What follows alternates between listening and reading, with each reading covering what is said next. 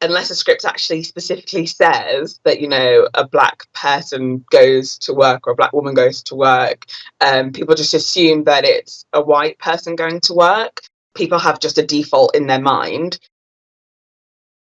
Shakespeare is for everyone, and if we mean that, we really have to demonstrate it. I think for me, something that I found is a lack of confidence in whether I would be able to make it in the industry or do what I want to do, because there's not a lot of people that look like me. The Midlands has produced some of the UK's most familiar faces on screen and stage. But why are there still so few black and Asian actors who make the big time? Selene Henry and actor David Harewood have been calling for more black actors in leading roles in film and television, but how easy is it to get in if you're black or Asian? Addie Bundy moved to London to pursue her acting dreams after being part of the Actors Workshop Nottingham. She said that aspiring black actors are made to feel that they don't fit the part from a young age. It's mad because you think, oh, well, just because you've only seen white people in movies doesn't mean that you're going to grow up thinking that you can't do it. It's not even just you think it on the inside, or like other people in will just outwardly tell you like that's not for you. In the wake of the Black Lives Matter movement, the Actors Workshop Addie was a part of have started a scholarship for 5 aspiring black actors in Nottingham.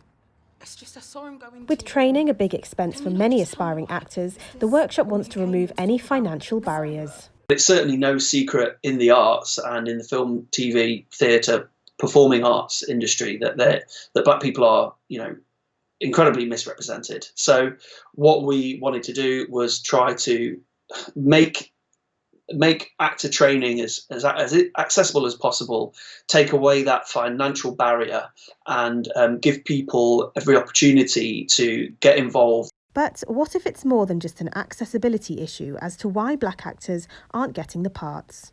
People in the industry are getting scripts and things unless a script actually specifically says that, a black person goes to work or a black woman goes to work. People just assume that it's a white person going to work. People have just a default in their mind. 17-year-old Sahana Rakel is part of the Royal Shakespeare Company's Next Generation Act, which aims to encourage talented young people from BAME and low-income backgrounds to tread the boards. She also feels that growing up with very few well-known black and brown faces in the arts impacts young people trying to break into the industry. When you see yourself reflected, it kind of shows to you that you can do something. I think for me, something that I found is a lack of confidence in whether I would be able to make it in the industry or do what I want to do, because there's not a lot of people that look like me. So I think it's really important, because I think theatre and film is there to kind of reflect reality in what we live in. In 2015, Lucien Masamati was cast as the first black Iago in the Royal Shakespeare Company's production of Othello. And the following year, Papa Esiagu was the first ever black actor to play Hamlet. Esiagu won the 2016 Ian Charleson Award for his performance. When Papa played Hamlet in 2016, it was a really crucial moment, albeit, I would say, long overdue. And it's also important to say that Papa was cast as Hamlet not because he was a black actor, but because he was a really great actor.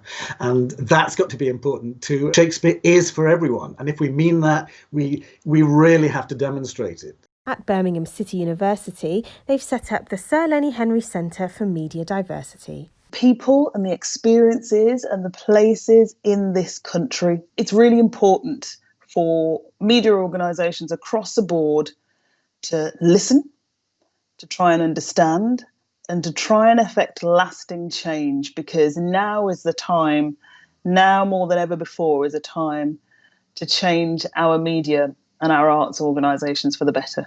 Amrit Gahir, ITV News.